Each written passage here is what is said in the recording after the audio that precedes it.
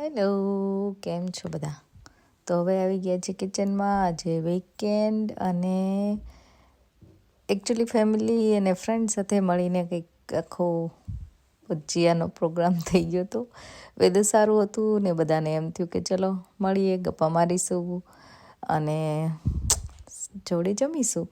તો actually barbecue કરવાનો plan હતો, પણ બાર્બેક્યુ અમે ઓલરેડી કરી લીધું હતું આગલા દિવસે. તો આજે ભજીયા પાર્ટી કરવાની હતી, ભજીયા. તો બધાએ અલગ અલગ ભજીયા બનાવવાનું નક્કી કરેલું કે કોણ શું બનાવશે. તો મારે બનાવવાના હતા મારું ભજીયા.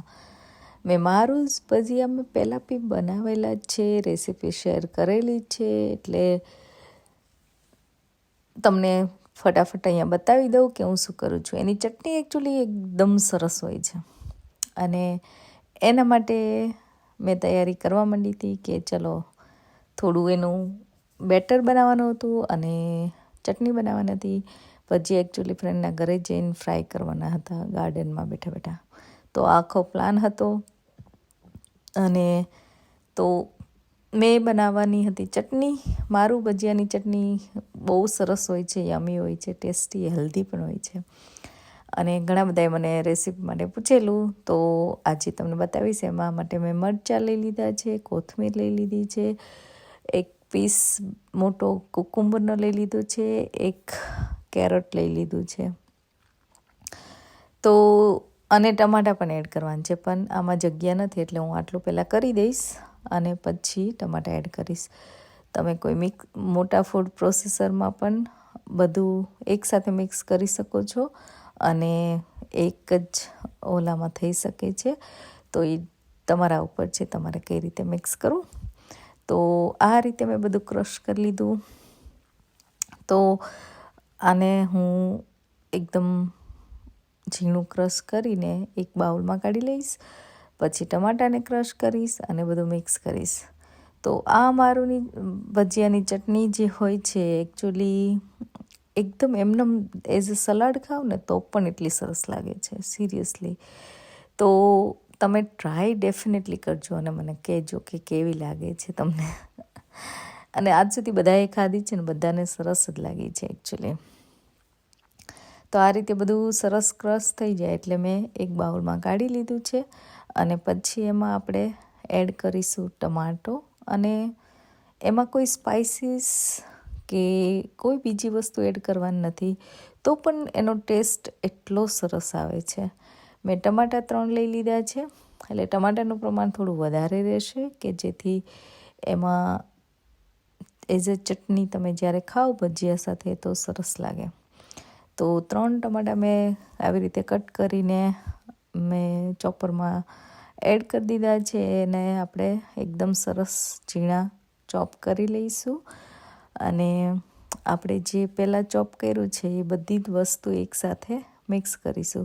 તો ચટણી બનાવવાનું પ્રમાણ હતું 3 ટમાટા, એક ગાજરથી થોડી નાની એવી કુકુંબર, અને કોથમીર, મરચાં, લીલા મરચાં મેં ટેસ્ટ પ્રમાણે લીધા હતા, બહુ સ્પાઇસી બનાવવાના નથી આ ચટણી. તો એમાં હવે આપણે સોલ્ટ થોડું એડ કરીશું, અને થોડો ગોળ એડ કરવાનો છે એકચ્યુઅલી, થોડોક જ ટેસ્ટ માટે, અને ટેસ્ટને કાઇન્ડ ઓફ બેલેન્સ કરવા માટે.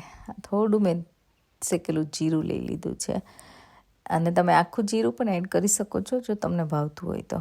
તો આ રીતે બધું મિક્સ કરી લઈશું આપણે, અને ટમાટા સાથે એકદમ સરસ ગોળ ને બધું મિક્સ થઈ જશે. એટલા માટે મેં 2 અલગ અલગ પાર્ટમાં કર્યું છે કે જેથી ગોળ એની સાથે સરસ મિક્સ થઈ જાય. પછી આપણે ભેગું કરીશું તો સરસ રીતે થઈ જાય. તો ટમાટાને પણ સરસ ઝીણા કાપીને આપણે એમાં એડ કરી દેવાના છે. બધું મિક્સ કરી લઈશું એટલે ચટણી થઈ જશે રેડી. આ ચટણી તમે બીજે જગ્યાએ પણ ગમે એની સાથે વાપરી શકો છો. મેં કીધું એમ સલાડ તરીકે પણ ખાઓ ને તો પણ સરસ લાગે છે. સમરમાં એકદમ રિફ્રેશિંગ સલાડ લાગે ટુ બી ઓનેસ્ટ. એટલે તમે એ રીતે પણ ખાઈ શકો. જો સલાડ બનાવવું હોય તો થોડું મોટું તમે કાપો તો પણ એઝ અ સલાડ ખાવાની મજા આવે. તો એમાં એટલું લિક્વિડ નહીં થાય બેઝિકલી. અને ટમાટો કદાચ મેં બી થોડો ઓછો નાખવાનો. તો આ રીતે બધું મિક્સ કરી લઈશું એટલે આપણી મારું ભજીયા સાથે જે ચટણી આવે છે એ એકદમ મસ્ત થઈ ગઈ છે રેડી. અને આ તમે જ્યારે ખાવી હોય ને ત્યારે જ બનાવો તો વધારે સારું, કેમ કે એમાંથી પાણી છૂટશે એટલે બહુ પાણીનો ભાગ વધી જશે. જો તમારે વહેલા બનાવી હોય તો થોડી ફ્રીઝમાં મૂકી દેવી કે જેથી પાણી પણ છૂટે નહીં, અથવા તો પછી પાણી તમારે કાઢી લેવું પડે. તો આ રીતે થઈ ગઈ છે ચટણી રેડી. અને હવે આપણે કરીશું ભજીયાની તૈયારી. તો એના માટે છે ને આ પટેટો મેં મોટા લઈ લીધા છે અને વોશ કરી લીધા છે, અને એને આવી રીતે ઝીણી ઝીણી પતલી પતલી સ્લાઈસ કરી લેવાની છે. તો આવી રીતે તમારે જેટલા પટેટો કરવા હોય અથવા જેટલા લોકો હોય એ પ્રમાણે કરવાનું છે. તો મેં જે મરચાં ને કોથમીર થોડા વાટેલા હતા એમાં જ તે સ્લાઈસ એડ કરી દીધી છે વોશ કરીને. અને એમાં જે નોર્મલ મસાલા આપણે કરીએ, હળદર, લાલ મરચું, ધાણા જીરું, કસૂરી મેથી એડ કરી છે, લેમન જ્યુસ એડ કર્યું, કોથમીર પણ તમે એડ કરી શકો. એ થઈ ગયું છે રેડી. અને હવે જઈશું ફ્રેન્ડના ઘરે.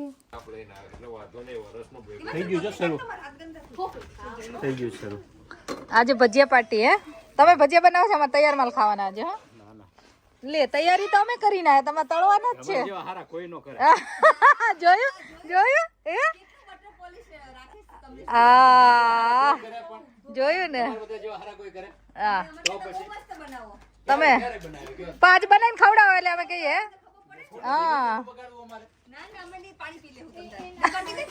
Consider me as a filter, યા એનો મતલબ આવાજો નાખવાનો નથી.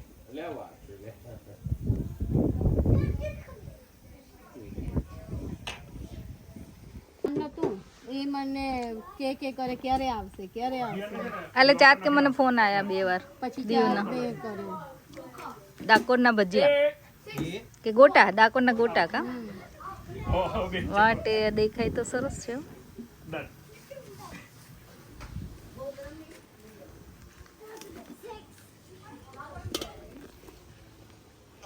આજો પ્લેટો નહીં જોઈતી કોઈ. આપણે ક્યાં રાખે અહીંયા? કેવા બન્યા ચાટ ભજીયા? કમલેશભાઈ સરસ.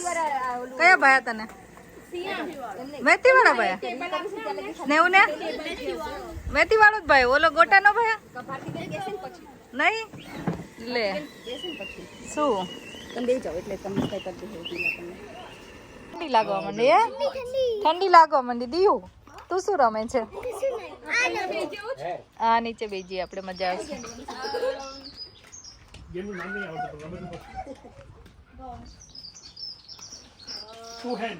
તમે ભજીયા ખાઈ લીધા અમાર પેલા? હે હજી ખાવાના છે? હિમાંશુભાઈ ચલો આવી જાઓ. શું ખાઈ લીધું? આજે જો ભજીયાનો પ્રોગ્રામ હે. આ છોકરાઓ બધા ખાઈને બેસી ગયા અગાઉથી. અમારે પેલા ખાઈ લીધું હે ને? તમારે? આપણે ભજીયા જોડે ચટણી. વાહ ભાઈ વાહ, 3 પ્રકારની તો ચટણી બનાવી છે, 3 પ્રકારના ભજીયા બનાવી. ચાલો બધા જમવા ત્યારે. તો આ રીતે અમે ફ્રેન્ડના ઘરે ગયા, ભજીયા બનાવ્યા, ખાધા બધા જોડે, ગપ્પા માર્યા અને જલસા કર્યા. તો આવું રહ્યું મારું વીકેન્ડ અને ખરેખર મજા આવી. તો આ સમરની મજા અમે માણી જ લઈએ જ્યારે પણ ચાન્સ મળે ત્યારે. તો આવા નવા સરસ વ્લોગ જોવા માટે જોતા રહેજો વિદેશમાં વતન. અને તમને જો ગમતા હોય અમારા વ્લોગ તો don't forget two like, share and subscribe. તો ચલો મળીશું હવે નેક્સ્ટ વ્લોગમાં.